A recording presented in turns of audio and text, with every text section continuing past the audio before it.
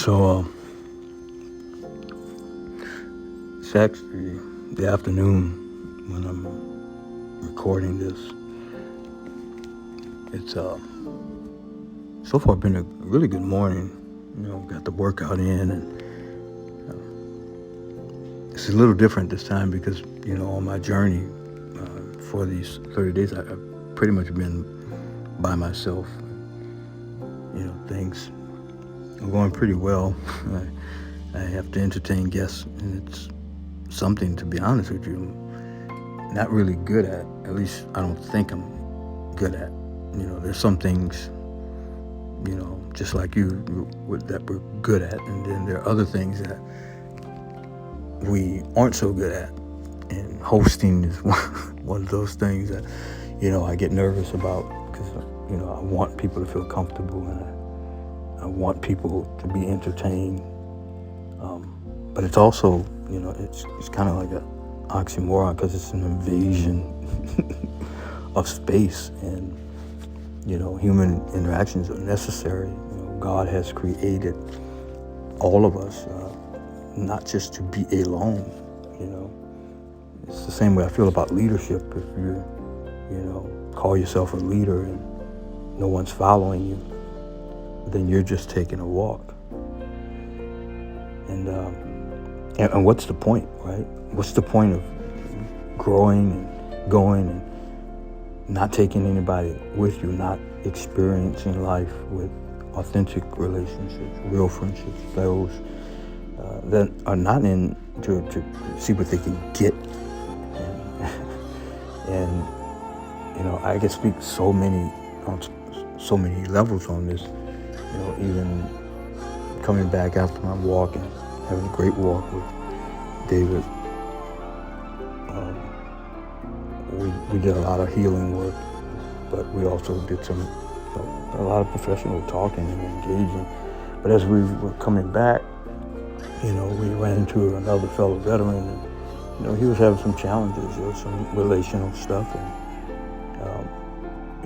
it's funny because I just looked at David. I said, "Man, we were just speaking about this very thing, not this exact situation or circumstance, but the fact that when we choose people or we allow people in our space, in our lives, we're really responsible for that, and how much of our own peace we give over to them, how much of our own sanity even, we really have to look in the mirror, and we have to take a look at, what is our role in the situation? What did I allow them to invade? What space? We're never really prepared, but, we're looking for individuals to do something, in some cases, that they cannot do. They don't have the ability to feel that, that God-centered whole, that space that is reserved only for God. And we're looking for other people to give us answers. And the strange part for me is, because I'm a giver and I deal with codependency, not in the sense to be needed, not in the sense that I'm so needy, but I'm attracted to the needy. And then the needy are attracted to me. What a dangerous combination. And even as we were talking to our fellow veteran, what was interesting, the thought that came to my head was that if there are more people needing you than feeding you, then at the end of the day, you're bleeding you. That's how I feel about my life right now. Those who I allow in my space, and those who I share my very limited, finite time with, even, it matters. It matters. Every day matters. Every second matters. Every day we're one day closer, 1 second, 1 minute closer to our grand finale. I think it was Frank Sinatra who said, "I did it my way." He said he's come to the end of his journey, the end of his life. The curtain now has closed. But at the end of the day, am I satisfied? Did I live out my purpose? Did I do what God has expected me to do? Have I given all I could give? Have I been everything that I could be? Or have I spent most of my life being who others wanted me to be? Have I spent my life trying to live up to the expectations of others? And I'm not talking about just those who like me or love me, but sometimes for those who hate me. Maybe that's a strong word, but I've heard it. I've even felt it.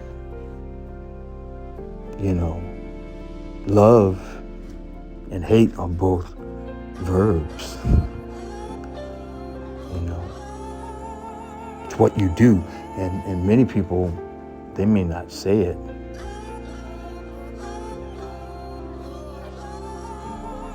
to you or to anyone else, but they believe it. They have some type of feeling. And so today's focus text, it really comes from one of my favorite. I know what you're saying. You say that about all of them, and it really is. It really is my favorite proverb, but Proverbs chapter 3. And so I want to encourage you to read the entire chapter now. For the sake of what we're doing, of course, we're focused on Proverbs 3 and 26. Proverbs 3 and 26 has so many great nuggets, but in a nutshell, it says, for the Lord will be at your side and will keep your foot from being snared. Doesn't say that, there won't come some entanglements. I remember that. Some entanglements. We're going to be faced with some entanglements. There's going to be some entanglements. However, know that the Lord will be at your side. Not only will he be at your side, but he will keep your feet from the entanglement. Anybody ever been in an entanglement? Entanglement physically, entanglement with your finances, entanglement in your mind, entanglement with relationships, just entanglement with the pressures of life. Some of it is someone else's fault, but I guess if we had to be honest, if I would be honest, most of my entanglements have been my responsibility. Why? Because if there are more people needing me than feeding me, then at the end of the day, guess what? I'm bleeding me. So I'm going to close, but I wanted to close this one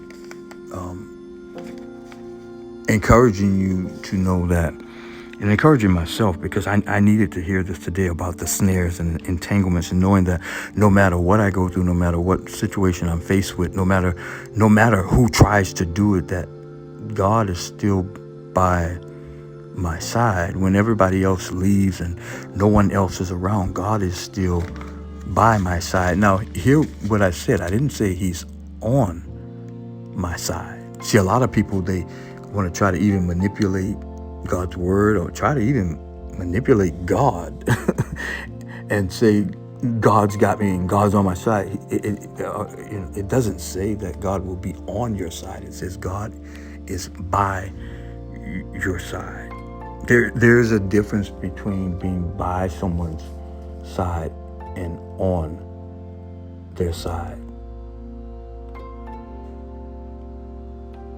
Many people don't understand that, and some of you may not even get that right now, and some of you may have to go back and listen to this again, and that's okay too. But hear what I'm saying. Many times we want God to be on our side, when the reality is he said he'll be by your side, good, bad, ugly, and different. No matter what it is, no matter what situation we're faced with, he's by our side, not on our side. You have to read Proverbs 3. It's so full of wisdom and richness. And by the way, wisdom only comes from God. But in there, you'll get a sense when you read this chapter, this proverb, you automatically get a sense that whatever the writer is about to say, it's important. He comes out right out of the gate and he said, this is one of the most important things that you can do, and to understand this, but you're not going to be able to understand or overstand if you don't listen. Like, you can't just read these words. You can't just hear these words. You can't even just listen to these words. You have to live these words. That's how we gain wisdom. That's how we become more than conquerors. That's how we understand that greater is he that is in us than he that is in the world. It's through the living word. So we must become these living apostles. And I'll end with this. Once you read this Proverbs 3, you'll understand that there's a formula, there's a recipe. People are looking for answers. People are looking for, ways to understand their life, but it's in the Word. If you want to know how to prolong life and live life, if you need peace or prosperity, it's in the Word. If you're struggling and you're trying to build your confidence, it's in the Word. Proverbs talks about, how you can win.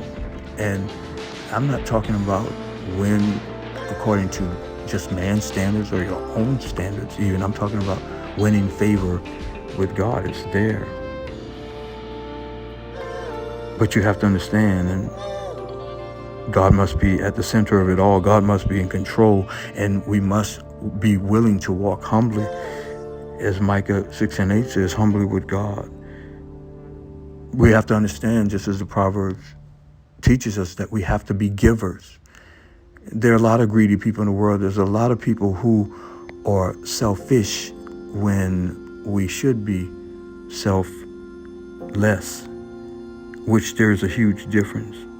Not only that, but it's important for us to be open and willing to receive instruction and receive correction, because no one of us is smarter than all of us, and we may not have it all together, but together we can have it all.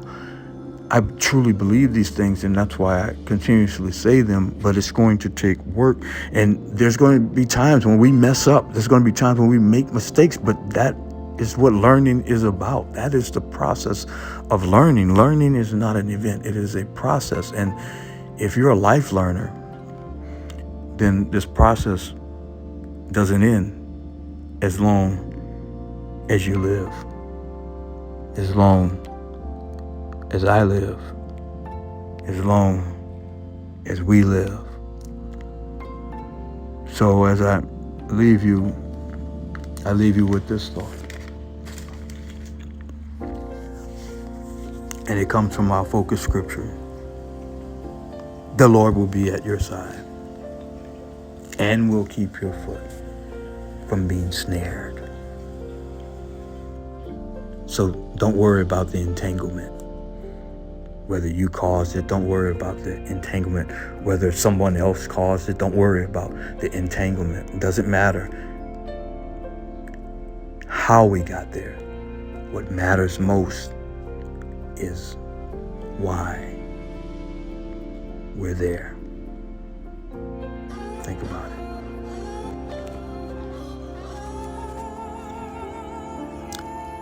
And so in the background, you probably heard David. Another reason why I like to be an introvert and alone, because people really don't understand. Even once you tell them what you're doing, they just keep going. But what's important, you stay on track and you stay focused. As you stay focused, you're going to start to see different things. Now, he's only expressing care and concern, telling me that the pizza's done. And I am done. And I will go and eat. Have a blessed day.